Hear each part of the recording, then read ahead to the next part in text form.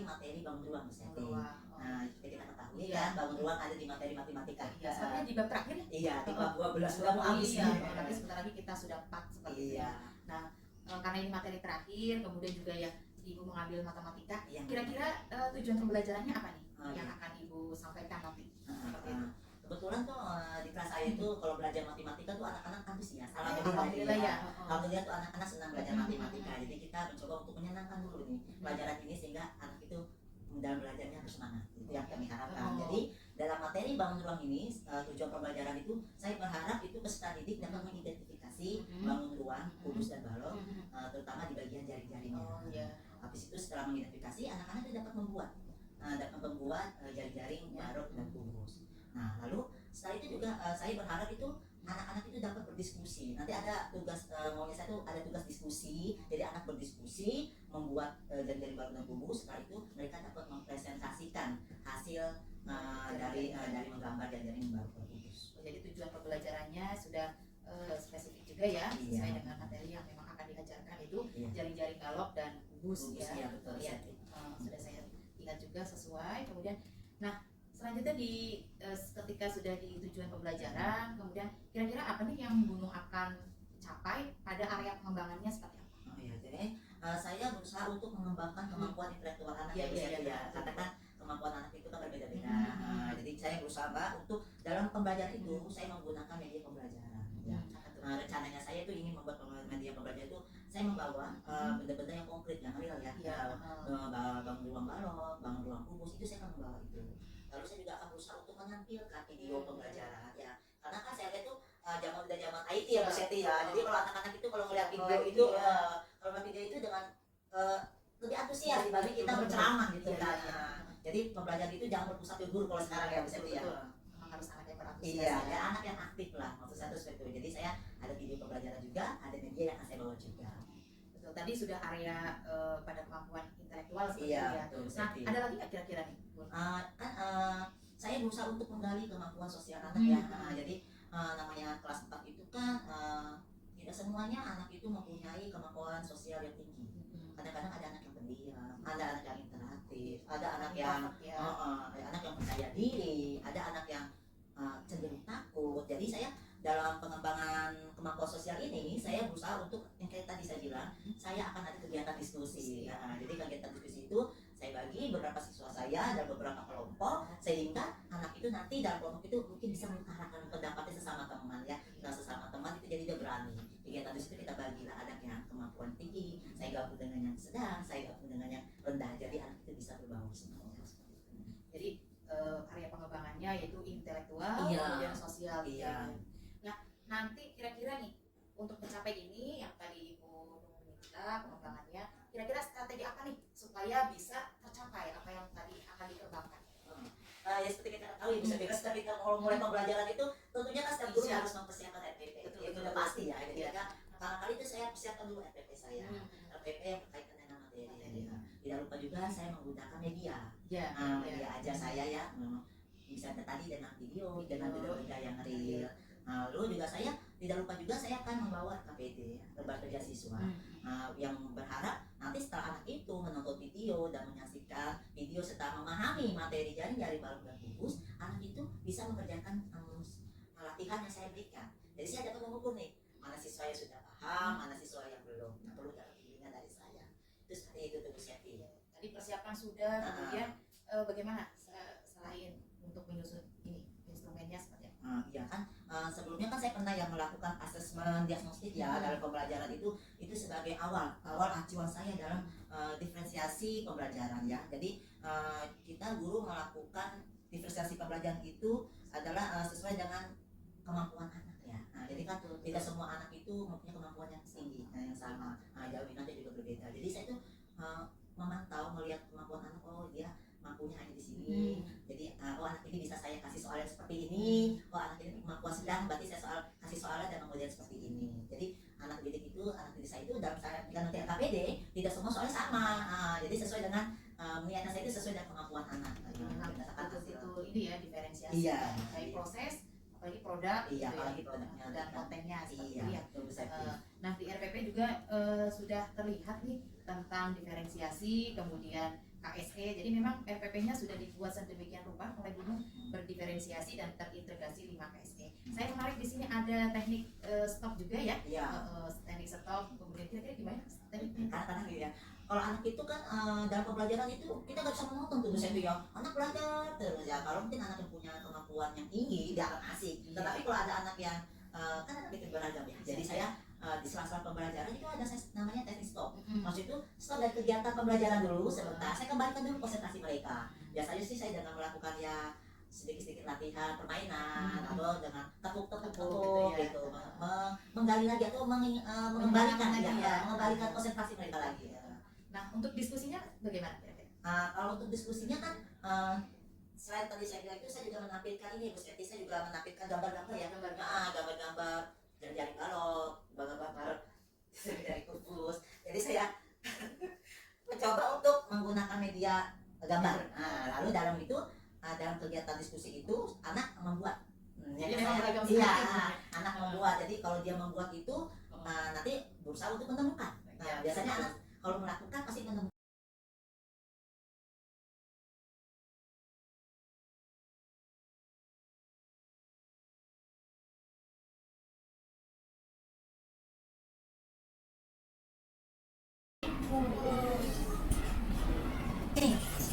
Ini adalah bangun ruang. Kalau yang ini tadi berbentuk kubus, kalau ini berbentuk balok, ya, berbentuk balok. Jika ibu gunting bangun baloknya ya, dia membentuk jaring-jaring balok. Jadi jaring-jaring balok itu adalah gabungan dari beberapa bidang sisi yang berbentuk persegi panjang. Jadi kalau kubus berbentuk persegi, kalau balok berbentuk persegi panjang, di mana mereka saling berhadapan dan mempunyai ukurannya sama. Setelah contoh jaring-jaring pada balok, berbeda nggak? Berbeda ya. Nah, tapi kalau ibu tarik ini, nah sama ya, ini juga membentuk jaring-jaring. Ini ke sana, ini adalah berbentuk. Untuk lebih jelasnya, kalian dapat menyaksikan video yang akan ibu tayangkan. Dan kita belajarnya sama. Kamu gimana? Iya nih, main lukis sambil mengulang data. Yuk kita mulai belajarnya. Ayo Iko, kali ini kita mau bahas apa nih? Kali ini kita akan membahas tentang kubus dan balok. Oh, sama yang bikin kotak susu yang kita punya ini ya Iko? Iya lah, bangun ruang merupakan sebuah bangunan yang memiliki ruang yang dibatasi oleh beberapa sisi yang terbentuk oleh beberapa titik. Bener lah, coba kita lihat rubik ini ya. Sisi merupakan bidang atau permukaan yang membatasi bangun ruang. Tusuk yang ini bentuknya kubus. Kubus merupakan bangun ruang yang dibatasi oleh 6 buah bidang sisi yang berbentuk persegi, dan masing-masing persegi mempunyai ukuran. Kamu tahu nggak kalau kita menggunting tusuk-tusuk kubus, kita bisa melihat jaring-jaring kubus. Jaring-jaring kubus? Apa itu Bima? Jaring kalau kubus bangun dasarnya berbentuk persegi, kalau balok berbentuk persegi panjang. Jadi jaring-jaring balok merupakan dua bangun dasar yang terbentuk dari gabungan membuat sisi persegi panjang pada balok yang tidak bisa satu sama lain. Benar lah. Bangun ruang kubus dan bangun ruang balok. Mana jaring-jaring kubus dan jaring-jaring balok? Kalau jaring-jaring kubus itu berbentuk persegi, 6 buah berbentuk persegi. Tapi kalau jaring-jaring pada balok berbentuk persegi panjang. Anak-anak hebat tentang materi balok dan kubus? Ya, coba lihat. Sekarang coba lihat di sekeliling kalian. Sekeliling kalian, apakah ada benda yang berbentuk balok dan kubus? Apa? Lemari. Ya, lemari berbentuk apa? Bentuk apa? Bentuk balok. Randy. Kotak P3K. Kita berbentuk apa lagi ya? Luki. Kotak tisu. Mana lagi? Tadi bentuknya apa kotak tisu? Luki. Balok. Apa lagi? Ya, ingat. Speaker berbentuk balok. Mana lagi? Kok balok semua? Ada nggak yang kubus? Ini yang kubus saya. Aswaka. Rubik. Nah, inilah Rubik berbentuk kubus. Ya, terima kasih. Tepuk tangan untuk kalian semua. Nanti kalian sudah memahami ya mana benda yang berbentuk balok dan berbentuk kubus. Oleh karena itu, ibu sudah mempersiapkan. Nanti kalian kerjakan.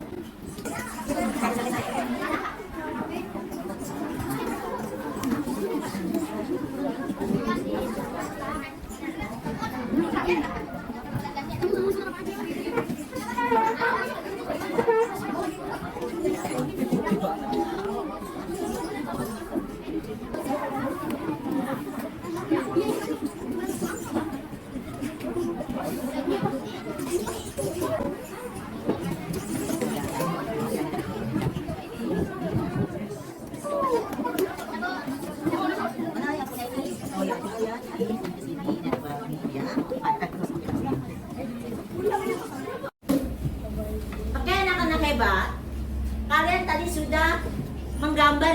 menggambar jaring-jaring, balok, dan kubus. Bisa semua? Nah, adakah yang kesusahan? Nah, oleh karena itu, Ibu ingin beberapa kelompok untuk mempresentasikan hasil diskusi dalam pembuatan jaring-jaring, balok, dan kubus.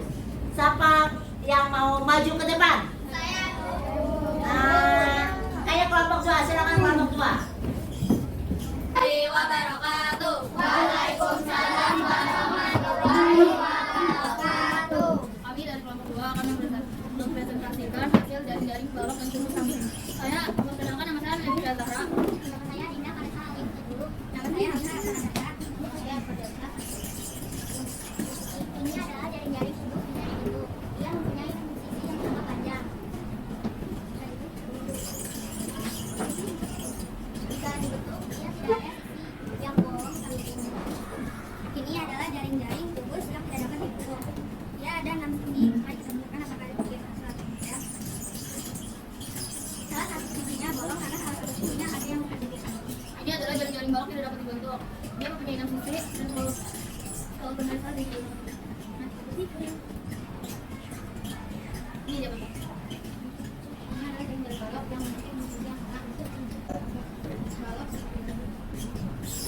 Sekian, terima kasih. Wassalamualaikum warahmatullahi wabarakatuh. Waalaikumsalam warahmatullahi wabarakatuh. Tepuk tangan untuk kelompok 2.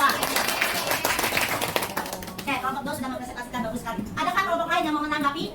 Kelompok 4 mau menanggapinya, silakan Eli. Jadi dari hasil presentasi kelompok 3, saya bisa mengetahui bahwa setiap jaring-jaring balok atau kubus, walaupun sisinya ada 6, mereka apakah tidak bisa berbentuk atau tidak. Terima kasih Eli. Berarti kalau Eli sampai memperhatikan presentasi.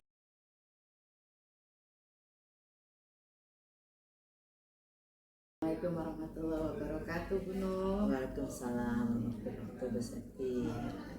Gimana, sehat? Alhamdulillah sehat. Alhamdulillah hari ini terima kasih kesempatannya. Saya perkenalkan ini dengan Bu Fatimah. Ya, untuk kegiatan ini kita melakukan coaching terkait kemarin kegiatan supervisi seperti itu. Nah, kemarin kita sudah melakukan kegiatan observasi ya. Terus bagaimana perasaannya, Bu Nur? Alhamdulillah ya, senang namanya mendapatkan ilmu baru, sama berbagi ilmu masyarakat sejawat itu merupakan pengalaman yang baru, pengalaman yang menarik. Kemarin saya sudah melihat hasil observasinya ya, sudah saya catat beberapa seperti itu. Tujuannya bagaimana? Tujuan pembelajaran Apakah tercapai atau seperti apa? Kan kemarin itu tujuan pembelajaran saya itu kan peserta didik dapat memahami ya, memahami dan menjelaskan tentang jaring-jaring, bangun ruang, balok, dan kubus. Setelah kita melakukan pembelajaran itu hasilnya sih alhamdulillah ya Bu Septi ya, tujuan pembelajaran itu tercapai. Jadi anak-anak itu dapat memahami serta dapat menjelaskan, serta dapat membuat bangun-bangun jaring-jaring dari bangun ruang, balok, dan kubus. Jadi kemarin kegiatannya tujuannya menggambar itu ya, menggambar lalu mempresentasikan hasil gambar tersebut. Berarti sudah terlaksana ya? Sudah, alhamdulillah. Nah, dari tujuan itu menurut Bu Nur nih, ketercapaiannya seperti apa? Karena kemarin kan kita membahas yang kita gali untuk dikembangkan adalah kemampuan intelektual ya. Jadi bagaimana itu terkaitannya dengan tujuan? Saya itu seperti kita pahami ya, bisa kan karakter peserta itu kan beragam ya. Iya, betul. Tidak sama. Lagi di situ saya mencoba untuk menggali potensi baik dari intelektual maupun dari sosial. Dari intelektual sendiri kan anak saya rangsang lah, saya kasih stimulus agar pembelajaran itu menyenangkan untuk mereka, sehingga mereka dapat membuat serta memahami materi yang saya ajarkan. Kalau dari segi sosialnya itu di dalam pembelajaran tersebut ada diskusi kelompok setting. Iya. Nah, diskusi kelompok itu diharapkan bahwa namanya anak berkemampuannya berbeda-beda, jadi anak dirangsang juga untuk mau berkomunikasi sesama teman, mau untuk mencoba membuka hati untuk mendengarkan pendapat teman, bahwa jadi dia tidak harus menonjol sendiri Ya, gitu betul, kan, betul, jadi ya. dia harus berbagi. Jadi diskusi itu saling melengkapi sehingga yang tadinya tidak bisa jadi bisa, yang tadinya bisa dapat berbagi ilmu kepada yang tidak bisa. Jadi memang tadi diferensiasi Iya, ya, diferensiasi. baik produk, kemudian proses Iya. seperti itu. Nah, kemarin kegiatan diferensiasi sudah saya amati juga. Itu cara menggalinya seperti apa? Supaya tahu itu kegiatannya sesuai pas dengan anak seperti itu. Seperti ya kita kan kalau seorang guru ya di dalam melakukan pembelajaran pasti kita kan menggunakan media. Iya. Nah, media pembelajaran. Jadi media pembelajaran itu kebetulan waktu pembelajaran itu saya menggunakan video pembelajaran. Dari video itu saya hubungkan dengan kehidupan dia yang real, nyatanya, seperti kalian bisa jadi itu mengamati lingkungan sekitarnya, adakah yang benda-benda yang menyerupai balok dan kubus. Setelah saya membawa benda-benda konkret balok dan kubus, sehingga pas saya memotong sehingga terbentuklah jaring-jaring. Jadi jaring-jaring tersebut dihubungkan dapat membentuk ruang bisa berupa balok dan kubus. Terus kira-kira ada kendala tidak? Oh, kalau kendala pasti ada ya Bu Septi ya. Balik lagi kan kita namanya pembelajaran itu namanya kita belajar. Nggak ada tuh 100% mulus, 100% tidak ada kendala, itu tidak mungkin. Jadi kendala itu malah memberikan kita untuk memotivasi diri kita kembali tuh untuk supaya lebih baik lagi ke depannya. Kalau kendalanya itu ya namanya anak ya Bu Septi. Seperti kita ketahui kemampuan anak berbeda-beda, jadi emang ada anak yang walaupun sudah jelas, sudah ada medianya dan real juga pembelajarannya, sudah ada diskusi juga, tetapi adalah yang terlewat. Ya, terlewat dari yang sudah saya rancang tuh dalam RPP, ada juga yang terlewat namanya. Nah, itu berarti sebagai kendala ya. Iya, seharusnya seperti apa nih menurut Gunung? Oke. Seharusnya kan di dalam kita membuat RPP itu kan ada tahap-tahapan ya Bu Septi ya. Ini seperti pendahuluan, kita sudah masuk nih. Nah, pendahuluan pas masuk ke kegiatan inti itu kan sepertinya harus ada yang namanya ice breaking ya. Misalnya kayak tarik setelah anak udah sibuk nih membuat jadi suasana sudah ricu, udah membuat ayo dikondisikan kembali untuk anak tarik nafas, itu mindfulness itu ya, menarik nafas lalu dikondisikan kembali supaya konsentrasi anak itu tidak terbagi lagi. Karena kan kalau sudah kegiatan menggambar itu biasa ada anak yang sibuk dengan dunianya sendiri atau bercanda-bercanda. Nah, jadi kegiatan itu sebenarnya penting. Nah, tapi kemarin mohon maaf terlewatkan. Iya. Jadi memang terlewat seperti iya, karena kita kasihkan ya ngelihat anak-anak itu kegiatannya aktif, maksudnya jadi saya juga oh iya orang itu jadi ya. Tapi di akhir seperti apa ketika sudah itu kan terlewat ya? Akhirnya seperti apa? Nah, alhamdulillah di akhirnya sih di dalam akhir pembelajaran itu alhamdulillah baik ya setnya. Nah, seperti kita ketahui setiap akhir pembelajaran itu kan anak sudah membuat KPD dan KPD yang mereka kerjakan itu sudah benar. Anak sudah mempresentasikan hasil diskusi kelompoknya, alhamdulillah setiap kelompok mempresentasikan dan sudah menemukan hal-hal yang baru bahwa oh ternyata tidak semua jaring-jaring itu dapat dibentuk balok dan kubus. Itu kan suatu berarti anak setelah membuat dia dapat menemukan, itu kan berarti kan bagus ya untuk anak sendiri. Lalu dia dapat menyimpulkan bahwa pembelajaran hari ini ternyata enak Bu Guru, asik, ada main sambil bermain juga, Betul. dia menonton film juga. Nah itu jadi menurut saya sih walaupun tidak 100% berhasil, tetapi bagi saya pribadi saya menganggap itu sudah luar biasa. Tadi sudah dijelaskan juga ya, dipaparkan gitu ya, walaupun kemarin tidak ada yang tidak terpenuhi, namun Iya. ada kegiatan yang bisa Iya, menutupi ya. akhirnya Oke, anak-anak oke, itu iya. menemukan. Kalau menurut Bu Nung nih, Iya. indikator ini kan sudah tercapai seperti itu. Di range berapa sih kira-kira kalau misalnya 1 sampai dengan 10 kemarin Oke. pembelajarannya?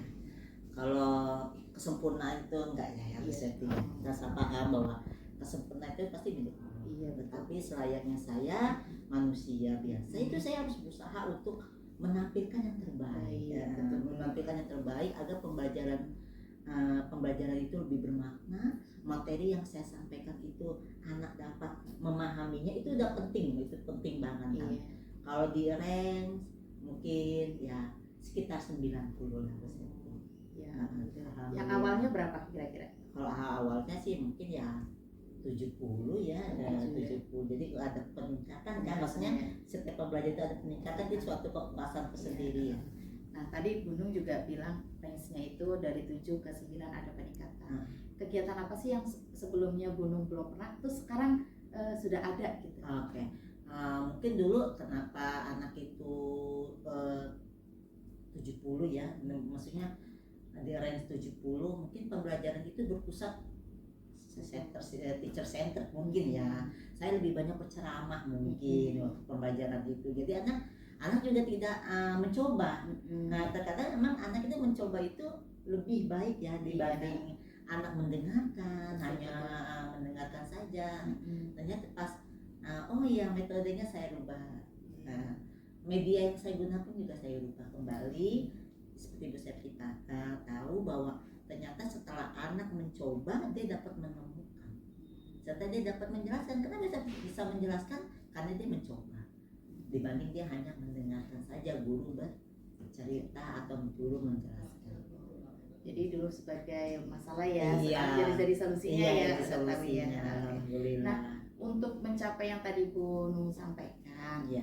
nah tadi ada hambatannya, ada Betul, masalahnya, iya. terus sekarang ada peningkatannya juga. Betul. Nah, kira-kira targetnya atau tindak lanjutnya seperti apa untuk memperbaiki yang sebelumnya? Kita sebagai seorang guru harus banyak terus berlatih. Jangan terlalu puas diri dengan apa yang sudah kita terima, apa yang sudah kita capai. Jadi sebagai seorang guru mengikuti pelatihan itu kalau emang harus diharuskan ikut pelatihan. Kalau ikut mengikuti pelatihan yang ada untuk menunjang pembelajaran kita yang lebih menarik lagi, dan berkolaborasi antar teman Bu Septi. Jadi kita jangan menganggap diri kita itu paling unggul, paling baik. Ternyata berkolaborasi itu mungkin ada ilmu yang dari teman kita yang kita tidak bisa, kita bisa mengambil ilmu itu. Jadi saling melengkapi. Nah, jadi berkolaborasi antar teman itu saya anggap itu penting juga Bu Septi. Tadi sudah diinikan berarti kolaborasi. Iya, kolaborasi Nah, antar. kalau kolaborasi berarti kira-kira siapa nih yang sebagai orang-orang yang bisa mendukung Bu Nung dalam kegiatan tindak lanjut ini? Oke. Sebelumnya kan pasti kan kepala sekolah juga akan mendukung ya. Bagaimanapun kita punya pimpinan, kita komunikasikan permasalahan yang sedang saya hadapi di kelas kami gitu kan. Nanti saya berkomunikasi dengan kepala sekolah. Sekarang kalau sekolah mengetahui, tentu saya berkomunikasi dengan rekan sejawat dulu. Namanya saya pasti kelas itu kita kan ada kelas punya rekan sejawat, materinya juga sama, kelasnya juga sama. Saling berdiskusi. Lalu biasanya saya juga dengan guru sebelumnya. Nah ya kan masalah anak si A, masalah dia kok di kelas saya seperti ini. Saya cross check kembali di kelas sebelumnya, apakah memang benar anak ini seperti ini, kendalanya seperti ini. Itu sih penting juga sih Bu Septi. Berarti memang butuh sosok dari pimpinan, Iya. rekan sejawat dan guru sebelumnya Iya. untuk mengetahui dari siswa tersebut Iya, ya, atau perkembangannya. langkah-langkah apa yang akan saya harus lakukan agar maksudnya siswa saya ini semuanya itu dapat tercover dengan baik ya. Kira-kira kapan nih Gunung akan melakukan tindak lanjut dari kegiatan pengembangan yang sebelumnya kurang? Nah sekarang tadi yang sudah Gunung sampaikan ada kegiatan ini itu gitu ya. Nah, kapan kira-kira nih mau dieksekusi? Iya. Kalau ini kan sebenarnya sih kapan tuh bisa ya Bu Senti ya.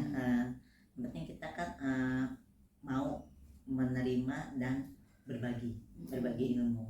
Jadi kita terutama kan kasih jawab dulu ya, atau ke kelas ya akan datang seperti ini. Kita kan kelas 4, mungkin ke guru kelas 5 mengimbaskan bahwa nanti saya apa yang saya lakukan dan mendapatkan ilmu dari Septi juga ya kan, alhamdulillah dapat berbagi ilmu. Jadi saya imbaskan lagi nih ke teman saya lagi. Jadi tidak hanya saya saja yang tahu, tetapi teman-teman yang lain juga dapat mengikuti.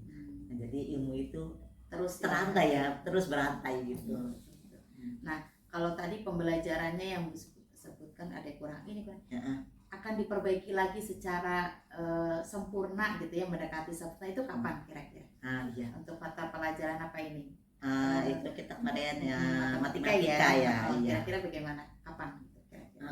Jadi namanya Tadi kan ada yang Gunung sampaikan ada yang kurang ya. iya. Nah mungkin Ibu ada pengembangan untuk penyempurnaannya yang tadi tertinggal itu kapan kira-kira? Ya ini kan kemarin itu saya kan matematika ya, matematika. Dan saya belum nyoba nih ke mata pelajaran yang lain. Jadi umpamanya saya di matematika saya sudah ada, ini kekurangan saya di sini, ini di sini. Saya akan coba di pembelajaran yang lain, mata pelajaran yang lain, mungkinkah IPA, mungkinkah bahasa Indonesia. Jadi kan kalau dengan metode ini di matematika saya sudah mendapatkan keberhasilan yang saya anggap lumayan dan bagus ya Bu Septi ya. Saya bisa nggak ini dengan metode ini saya ke mata pelajaran yang lain.